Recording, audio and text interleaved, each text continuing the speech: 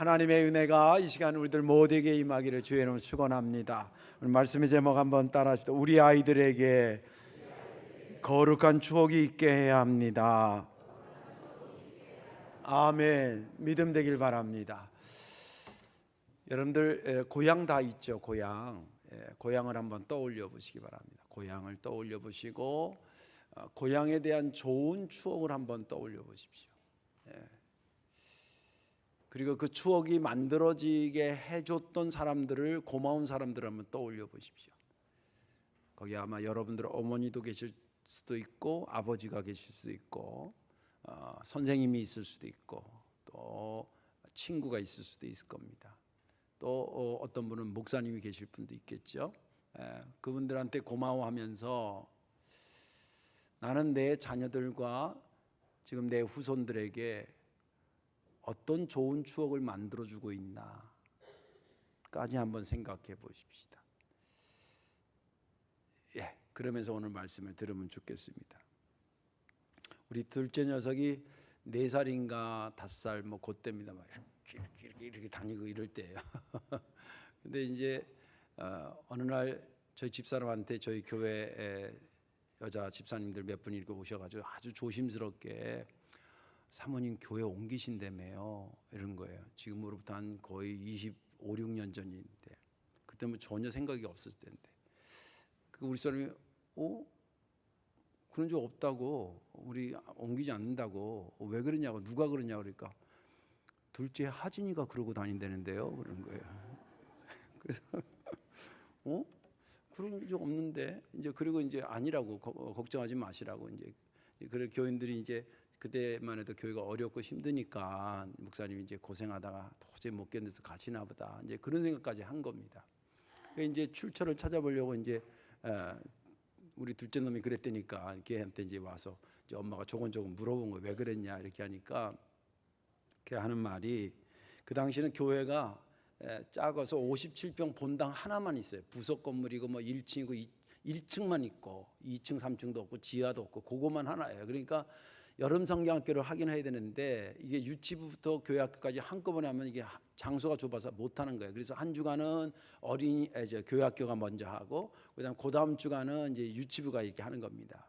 근데 이제 사택에 근처에 있고 지 형이 이제 교회학교 가니까 이제 동생이 유치부인데 간 거예요. 형 따라 막 갔는데 앞에서 이제 선생님이 아주 친절하게, 진짜 친절하게, 아유 하진이 왔구나. 근데 오늘은 니네들 하는 성경학교 날이 아니라 형들이 하는 교회학교 성경학교야. 그러니까 니네들은 오늘은 가고 다음 주에 어린이 유치부 성경학교 때 그때 와야 돼. 알았지? 그래 가. 그렇게 밀었어요. 이게 삐진 거예요. 그래가지고 지 친구한테 나 교회 옮긴다고.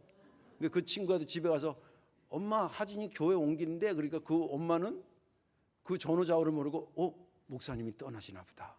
그것도 이게 우리 모르는 사이에 막 소문이 이렇게 난 거예요. 그래가지고 모아서 우리 사람한테 와가지고 떠났냐고 그랬는데 알고 보니까 그랬습니다. 이렇든 저렇든 이런 교회와 얽히는 어린 때의 어떤 추억들이 이제 그 아이의 어떤 기억의 출발이었겠죠. 그리고 교회학교를 잘 거치고 또 청소년부를 잘 거치고 지금 청년부에 와서 신앙생활을 예쁘게 잘하고 있습니다. 여러분들 자녀들의 좋은 추억 중에 또 거룩한 추억 속에 우리 교회에 관련된 그런 추억이 있으면 얼마나 좋을까, 그런 생각을 한번 해봅니다. 오늘 본문에 있는 말씀은 이스라엘 백성들이 바벨론 포로 70년 생활을 하고 다시 예루살렘으로 하나님의 은혜 가운데 돌아옵니다. 돌아와서 보니까 성전도 다 붕괴되고 어려웠었죠. 그래서 가까스로 우여곡절 속에, 좀 더 설명 나중에 하겠습니다. 우여곡절 속에 성전을 제2성전을 재건합니다. 그리고 나서 봉헌식을 열게 된 것이 오늘 본문의 배경적인 내용입니다. 이제 성전 봉헌식을 하게 됩니다. 그래서 거기에 이제 제사장들도 오고 또 레위 지파들도 오고, 성경은 말하기를 포로로 잡혀갔던 자들의 자손이라고 해요. 오늘 요걸 잘 들으셔야 됩니다. 포로로 잡혀갔던 자의 자손들이 거기에 참여해서 아주 성대하게 하나님 앞에 봉헌식을 드립니다. 그래서 순양도 한 100마리 잡고, 어마어마하죠. 그 다음에 순양도 한 200마리 잡고, 숫소도 100마리 잡고, 순양도 한 200마리 잡고, 또 어린 양도 한 400마리 잡고, 각 지파별로 또 숫염소도 잡고, 그래서 아주 성대하게 하나님 앞에 속죄 제물을 드리면서 영광을 드립니다. 하나님, 진작 성전을 봉헌해 드려야 되는데 우리가 죄가 많아가지고 성전도 붕괴되고 나라도 망하고 포로 생활도 하고 이 모든 죄를 용서해달라고 봉헌식 하면서 회개 운동까지 쫙 올린 겁니다. 그리고 난 다음에 이제 성전을 관리해야 되잖아요. 그래서 제사장은 제사장대로 모세 율법에 지정된 대로 움직이기 시작했고, 또 레위 사람들은 레위 사람대로 성전을 섬기는 일에 이제 틀이 잡혀가더라. 그런 내용이 한 단락입니다. 그 한 다음에 단락이 뭐냐면, 그리고 얼마 안 있은 다음에 새 성전에서 유월절 예배를 드리게 되었습니다. 여기에 유월절 예배를 드리는데 성경은 말하기를 대개 제사를 지낸다 그럴 때 가장 먼저 등장하는 사람이 제사장이잖아요.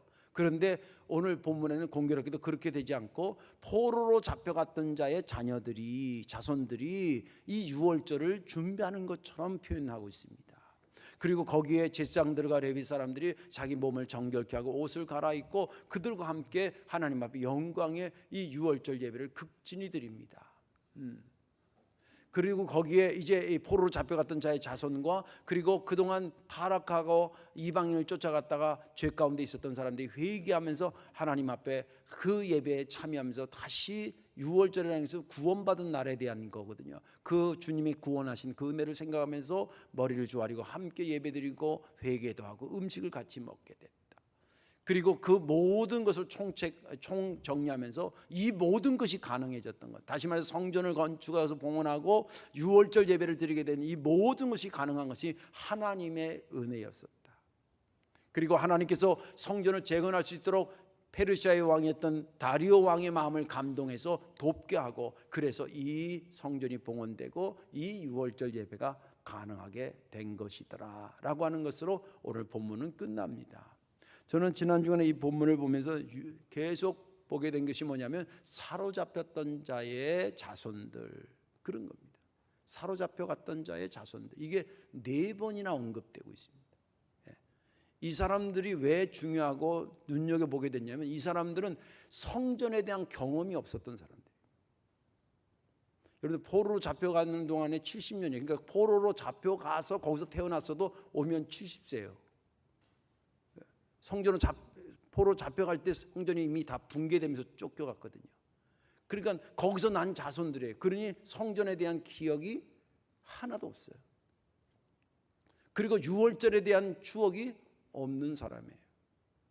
이 사람들이 새로운 거룩한 추억을 갖게 됐다, 이것을 계속 강조하고 있는 것이지 본문에. 이게 이스라엘의 아주 지금까지 유지되는 파워입니다. 어릴 때는 신앙이 성령의 역사도 역사지만 그 성령의 역사가 부모들이나 믿음의 선배들의 교육을 통해서 형성되는 시기입니다. 경험이 없었던 이들에게 하나님에 대한 거룩한 경험을 갖게 됐다고 본문은 계속 강조하고 있었고, 그 강조된 것이 제게 은혜가 됐고, 어린이 자녀 주일 때 함께 공유하는 것이 좋겠다 생각해서 이 말씀을 선포하는 것입니다. 아무쪼록 이 말씀을 여러분들 들으시고 은혜 받으시고, 여러분들 육신으로 난 자식과 후손들도 있을 거고요. 또 성경적 개념에서 보면 내가 내 몸으로 낳지 않았지만 내 믿음의 후손들도 내 자식과 똑같거든요. 여기 지금 앉아있는 청소년부 아이들이 혈연적으로는 나랑 피가 한 방울도 안 섞여 있지만 쟤네들 볼 때마다 왜 사랑스러운 거예요? 내 자식같이 보이고 그런 거예요. 내 조카처럼 보이고. 이들에게 정말 거룩한 추억을 만들어주는 그런 부모님들 되어주시기를 주님의 이름으로 축원합니다. 자, 그러면 어떻게 해야 저들에게 거룩한 추억을 갖게 할 수 있을까? 그 첫 번째는 내게 주어진 하나님의 사역을 열심히 이루는 것입니다. 여러분, 거룩한 추억을 만들어주라니까 쟤네들한테 가서 뭘 해주고 이런 것도 물론 있어요. 근데 그거 이전에 내가 나에게 주어진 하나님의 사역을 열심히 하는 거가 저들에게 거룩한 추억이 된다 이 말이에요. 오늘 본문에 보면 16절 말씀을 보겠습니다. 이스라엘 자손과 제사장들과 레위 사람들과 기타 사로잡혔던 자의 자손이 즐거이 하나님의 성전 봉헌식을 행하니, 이렇게 되어 있습니다. 여기 보니까 사로잡혔던 자의 자손이 나와요. 그죠? 또 나오죠. 이게 첫 번째부터 나오면 16절에 사로잡혔던 자의, 지금 뭐 하냐면 즐겁게 성전을 재건하고 봉헌식을 하는 거예요.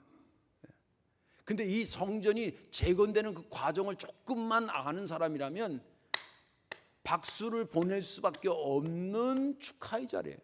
정말 잘했다고, 수고했다고, 그동안 정말 애쓰셨다고, 그렇게 박수를 보낼 수밖에 없는 상황에서 이 성전이 재건된 겁니다. 왜 그런지를 제가 말씀을 드릴게요.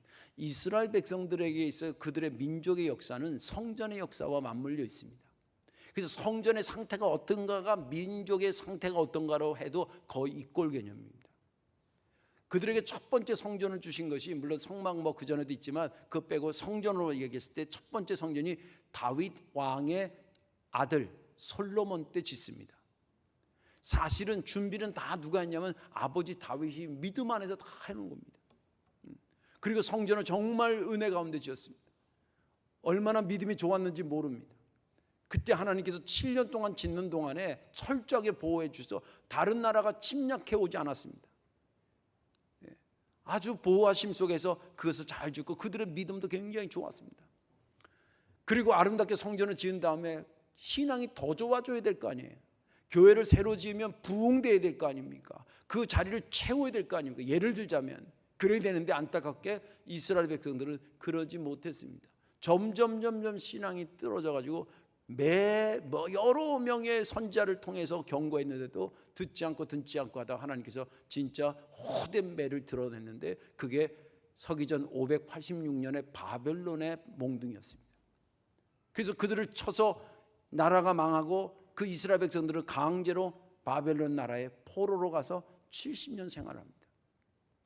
그나마 거기 가서 정신 바짝 차리고 회개하고 그동안 구존으로만 들렸던 성경을 이제 손으로 다 써서, 지금 여러분들이 갖고 있는 구약 성경은 그때 완성된 성경 형성사라고 하는 과목이 있는데 거기에 보면 그때 바벨론에서 포로에 있을 때 이 성경을 적습니다. 그때 말씀이 처음 들었던 게 아니라 그전엔 구전으로 들렸는데 이래가지고는 안 되겠다 싶어가지고 문서로 남기기 시작했다는 거예요. 그리고 회개하니까 하나님께서 다시 한번 기회를 준 게 뭐냐면 예루살렘으로 고향으로 다시 돌아오게 하신 것입니다. 와서 보니까 성전 다 붕괴됐습니다. 가장 급선무가 성전을 다시 재건하는 것이었습니다. 그래서 모여들어서 이제 여호수아와 스룹바벨을 중심으로 성전을 다 짓는데 이게 또 녹록치 않은 겁니다.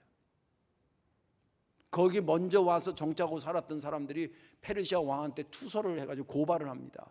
너희들이 와서 성전 짓고 막 이러는데 얘네들이 거룩한 목적이나 영적인 목적이 짓는 게 아니라 이거 해가지고 민족운동 해가지고 당신 나라를 밀어내기 위한 독립운동을 하는 차순을 걷고 있는 거다, 이렇게 막 고발을 합니다. 그러니까 저쪽 왕에서 그래? 그럼 성전 짓지 못하게 그래가지고 스탑시켜가지고 이게 세월이 어느 정도 되냐면 16년이 세월. 여러분들 말로 들 때 16년이 있지만 예를 들어보세요. 우리 교회 사성전 짓는다 그래가지고 저 뼈대를 이렇게 세웠는데 뭐 행정적으로 뭐 스탑이 걸려가지고 못 짓고 16년 동안 뼈대만 이렇게 있다고 생각해 보세요. 그 얼마나 흉물스럽겠어요. 안 그래요? 그러니까 더 이상 이건 안 되겠다 싶어가지고 그때 일어선 사람이 학개와 스가라는 선지자입니다. 이 사람들이 더 이상 이러면 안 됩니다. 우리 다시 용기를 내서 지어야 된다. 막 그렇게 해서 백성들이 해가지고 4년 동안 짓는 동안에 이 성전을 마침내 짓습니다. 그러니 이 자리가 얼마나 감격스러운 자리겠어요. 시작해가지고 지금 스탑됐다가 4년 했으니까 20년 만에 재건이 된 거예요. 그러니 그동안 흘렸을 그들의 땀도 있었을 거고 그들의 눈물도 있었을 거고 노력한 것도 있었을 겁니다. 그걸 누가 다 본 거예요? 포로로 잡혀갔다가 돌아온 자손들이 다 보는 겁니다. 아버지 어디 가세요? 성전 재건하는 데 가는 거지. 그래요? 저녁에 들어왔어요. 아버지 힘드시죠? 좀 힘들어. 어디 손 좀 봐요. 손이 이렇게 많이 굽었어요. 그거 질려고 드느라고 힘들었지. 아버지의 땀의 냄새를 다 맡은 거예요. 어머니의 성전이 재건되기 위해서 흘리면서 눈물을 흘리면서 기도하는 그 기도를 다 본 거예요. 그리고 나서 성전이 봉헌되는 겁니다.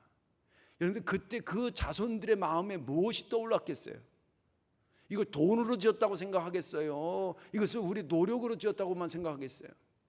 그것을 지어주시고 그 시대에 주어진 그 사명을 잘 감당했던 자기 믿음의 조상인들에 대해서 자연스럽게 좋은 추억을 갖게 되지 않았겠어요? 물론 이 부모들은 자식들한테 내가 보여야지 해야지 막 없는데 있는 척하고 힘 안 드는데 힘든 척하고 그런 건 아닙니다. 그들은 그 시대에 정말 하나님께서 하라고 하는 일이었기 때문에 이것을 감당했다 생각해서 성실하게 그 일을 한 거예요. 근데 그것을 보고 있는 자손들에게는 그게 뭐가 됐냐면 거룩한 추억이 됐대요. 제가 예를 들면 목회를 열심히 합니다. 당연히 내가 해야 되니까 하는 거예요. 그것을 보면서 아유 우리 목사님 정말 고마운 분이야 라고 생각하면 그 사람한테 그 순간이 뭐냐면 나에 대한, 교회에 대한 거룩한 추억이 생겨지는 순간이에요. 저들에게 무엇을 하려고 하는 것이 아니라 내게 주어진 하나님의 일을 성실하게 감당해 하십시오. 열심을 다해서 감당하십시오. 그렇게 되면 그것이 곧 뭐가 되냐면 그들에게 그런 역사를 이루는 것이 되는 것입니다. 2008년도 이후에 우리 교회를 등록한 성도님들, 저도 2013년도에 등록했어요. 제가 2008년도 이후라는 얘기를 왜 하냐면 우리가 성전 다 짓고 와서 예배드리고 제대로 사성전 다 해서 지은 이후를 2008년으로 봐요. 그 2008년도에 넘어서 여기 교회에서 등록한 저를 비롯한 그 성도님들은 이 교회를 그 늘려나가기 위해서 한 평 한 평 사던 그 노력과 눈물을 몰라요. 그리고 이거 하기 위해서 땅을 파고 망치 소리가 나고 포크레인이 왔다 갔다 하고 공사하라고 먼지가 풀풀 나고 그런 거 하나도 몰라. 모를 수밖에 없죠. 저도 모르니까요. 그런데 분명한 것은 뭐냐면 그렇게 그분들이 그 시대에 이건 그 시대에 주신 하나님이 우리에게 준 사명이다 생각하고 열심을 다해서 만들어 놨어요. 그 이후에 우리가 와서 10년째가 됐는데 10년 사이에 여기서 제가 목회하면서 좋은 아주 귀하고 값지고 즐거운 영적인 거룩한 추억들이 얼마나 많이 생겼는지 몰라요.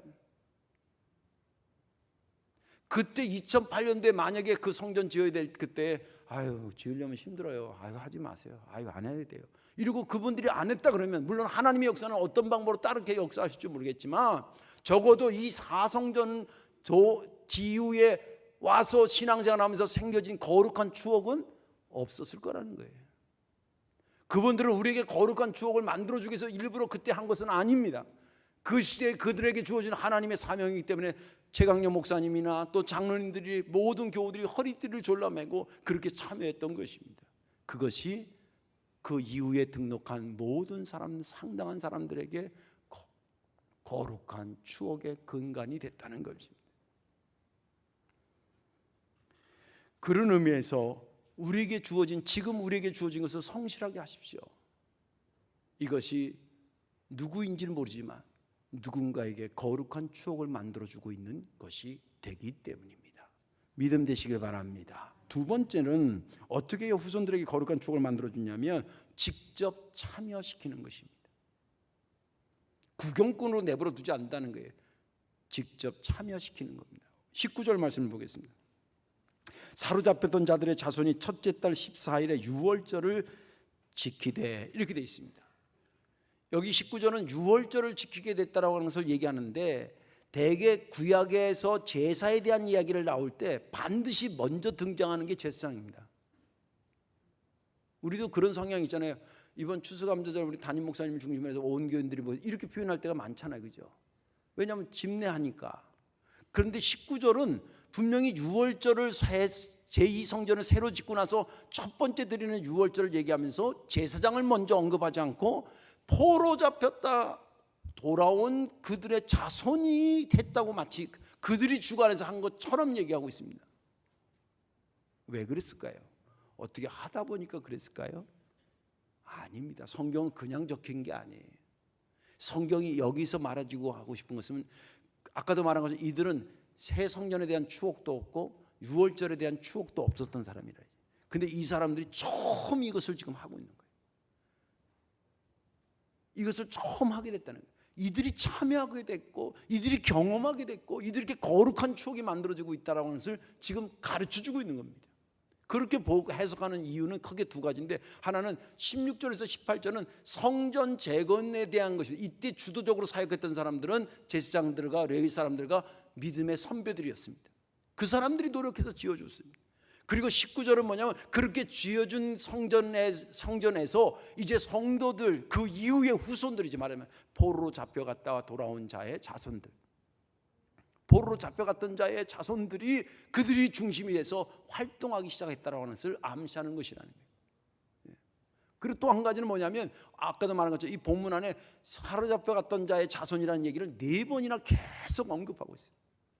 이것은 어떻게 쓰다 보니까 4번이 된 게 아니라 그들이 거기에 적극적으로 참여하다 보니까 자주 언급하게 되는 거예요. 자주 언급하게 되는 거예요. 그리고 중요한 것은 뭐냐면 경험 없던 이들이 경험하게 됐다고 하는 것이 중요한 것입니다. 그리고 주최하는 입장에서는 그들을 구경꾼으로 놓지 않고 참여자로 초청했다고 하는 것입니다. 이게 중요한 의미를 갖고 있다는 겁니다. 예수님께서 12제자를 뽑았다라고 하는 것을요, 그 자체를 여러 분야에서 벤치마킹하고 오리지널 폼으로 참습니다. 교회에 여러분들 직분이 있는 직분이 뭐 장로님도 계시고 권사님도 계시고 뭐 선교회 회장도 있고 이런 직분들이 있잖아요. 그거의 모체가 어디냐면 예수님이 12제자 뽑는 데서 나와요.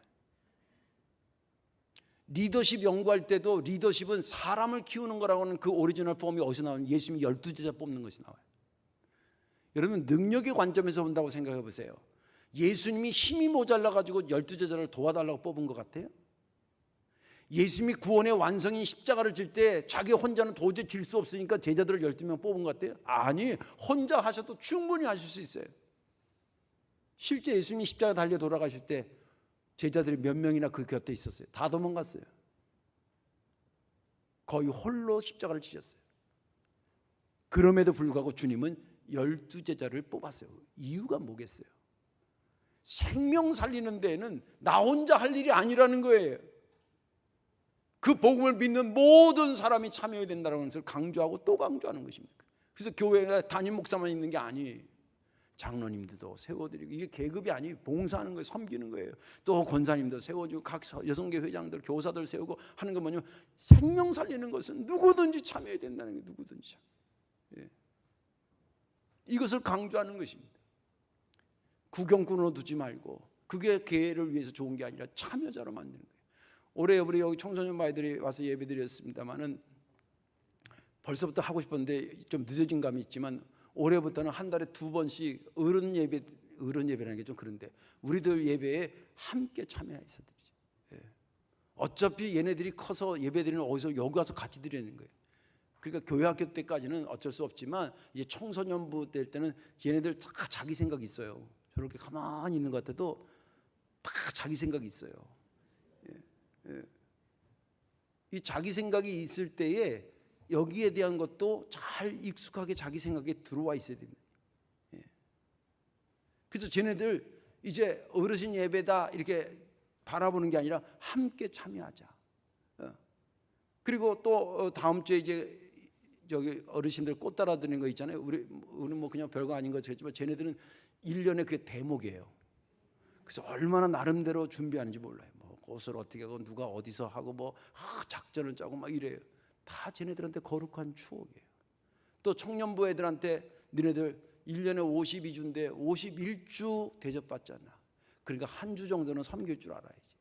근데 요즘 젊은 애들이요, 뭐 끓여 먹는 거, 지 좋아하는 거 만들어 먹지 뭐 이렇게 옛날처럼 이것부터 저것도 다 못해요. 그냥 라면이나 제육 끓여 먹고 거기다 여차하면 뭐 떡이라도 넣어 먹고 이 정도지. 그런데 어르신이 위해서 한번 해라. 참여하고. 교회 행사도 너희들 참여할 수 있도록 최대한 참여해. 얘네들을 참여시켜서 너희는 우리의 구경꾼이 아니라 우리 식구라는 거예요. 우리 자식이고 우리 품에 있는 자들은 계속 그들을 참여시키는 겁니다. 그러면서 이들에게 거룩한 추억을 가질 수 있는 기회를 자꾸 제공해 주는 것입니다. 이제 말씀을 정리하겠습니다. 지금 우리가 가지고 있는 거룩한 추억이나 좋은 추억은 어느 날 갑자기 만들어진 게 아닙니다. 그 거룩한 추억이 되고 좋은 추억이 되기 위해서 첫째는 하나님께서 도와주셨고요. 그리고 우리의 믿음의 어머니, 아버지, 선배들이 우리에게 거룩한 추억을 만들어줬고 또 거기에 동참하다 보니까 나에게 좋은 거룩한 추억이 만들어진 겁니다. 근데 거기서 끝난 게 아닙니다. 어느 날 봤더니 내 뒤를 보고 따라오는 후배들이 있고 후손들이 생긴 거예요. 나에게 만약에 그런 과정을 통해서 좋은 추억이 생겼다고, 거룩한 추억이 생겼다고 한다면 얘네들에게도 좋은 추억이 만들어져야 될 거 아닙니까? 여러분들, 거룩한 추억은요 평생 그 사람을 붙잡습니다. 왜냐하면 성령 하나님의 역사로 만들어진 것이기 때문에. 그럴 수 있도록 내게 주어진 것을 최선을 다하는 모습을 통해서 저들이 보고 거룩한 추억을 갖게 하기를 바라고요. 그리고 더 나아가서 저들을 거기에 참여하게 하면서 저들로 하여금 하나님에 대한, 교회에 대한, 신앙에 대한 거룩한 추억을 갖게 하는 것입니다. 성도교회는 우리는 가도 주님 오실 때까지 이 교회는 100년이든 그 이상 계속 흘러갈 것입니다. 우리가 없을 때 저들이 일어서게 될 것입니다. 어느 날 갑자기 일어서는 것이 아니라 그런 과정들, 거룩한 추억의 축적이 저들을 일으켜 세우는 힘이 되는 것입니다. 저들에게 그 기회를 마련해 주는 저와 여러분들 되시기를 주님의 이름으로 축원합니다. 기도하겠습니다. 고맙고 감사하신 아버지 하나님, 오늘도 귀한 말씀 주셔서 감사합니다. 내 품에 품을 수 있는 자식이 있음에 감사하고 믿음의 후손들이 있음을 감사합니다. 우리가 거룩한 추억을 가지고 신앙생활에 큰 도움을 받은 것처럼 주님, 저들에게도 거룩한 추억이 있어야 되지 않겠습니까? 주님께서 직접 개입해 주시기도 하시고 또 우리가 믿음의 선배로 역할도 감당하게 하시고 저들이 참여함으로 거룩한 추억을 만들어가게 하사 이 교회를 통해 하나님의 역사가 정말 힘있게 증거되고 펼쳐나갈 수 있는 우리 교회 만들어 주옵소서. 우리 주 예수님의 이름으로 축복하며 기도하옵나이다. 아멘.